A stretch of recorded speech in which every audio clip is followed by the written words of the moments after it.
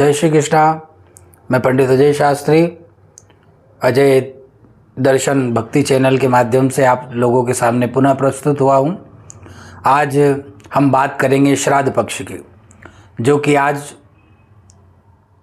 इस विगत तिथि से प्रारंभ होकर के 16 दिवस पर्यंत नवरात्रि के पहले हमेशा पड़ते हैं। इसके बाद में चैत्र की नवरात्रि आ जाती है।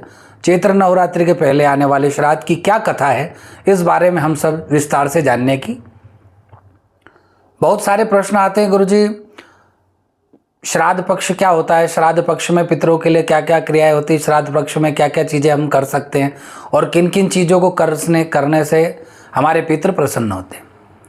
यदि हमारे पितृ अप्रसन्न हैं तो पितरों की प्रसन्नता से और पितरों की अप्रसन्नता से हमारे घर के अंदर सबसे पहले तो असाध्य रोग और असाध्य रोगों के साथ में हमारे घर के अंदर पारिवारिक मन मुटाव, मानसिकता है और ये सारी चीज़ें घर के अंदर क्लेश चालू हो जाते हैं। हमारे द्वारा दिए हुए कर्ज वापस ना आना, हमारे द्वारा हमारे घर के अंदर हमेशा मानसिक तनाव में रहना, मानसिक पीड़ाओं में रहना। इसलिए हम श्राद्ध पक्ष की ये कथा सुने और इस कथा को निरंतर हमारे घर में कराएं। इत्यादि इत्यादि उपयोग और उपाय करने से भी पितृदोष की शांति हो जाती है। कोई कहता है त्र्यंबकेश्वर में जाकर के भी हम त्र्यंबकेश्वर में जाकर के पितरों की शांति के लिए कर्म कर सकते हैं।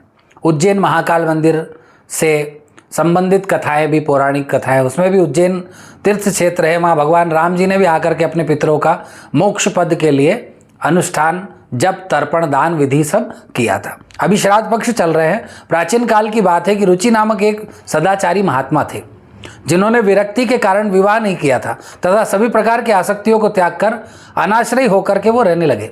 वे अपने पितरों की प्राप्ति के लिए अत्यंत श्रद्धा का भाव रखते थे कि मुझे हमारे पितरों की प्राप्ति हो जाए या मुझे पितरों का दर्शन हो जाए।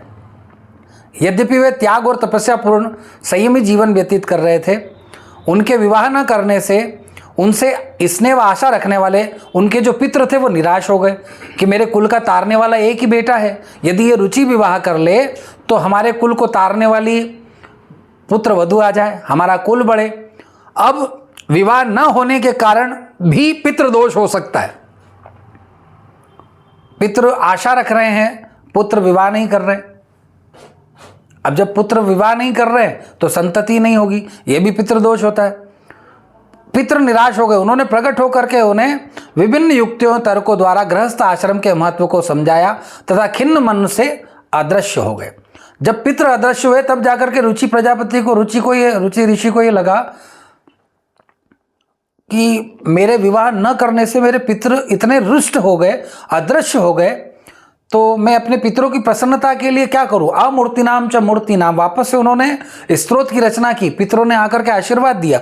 पितरों की अभिलाषा के अनुसार महात्मा रुचि ने विवाह आदि की कामना से ब्रह्मा जी के तप पूर्ण आराधना की, ब्रह्मा जी को प्रसन्न किया।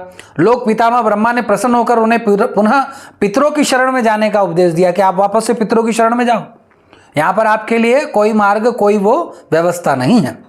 तत्पश्चात महात्मा रुचि ने जिस स्तुति के द्वारा पितरों को संतुष्ट किया है वही पुराणों के अंदर आज बहुत ज़्यादा उसमें बताई गई है।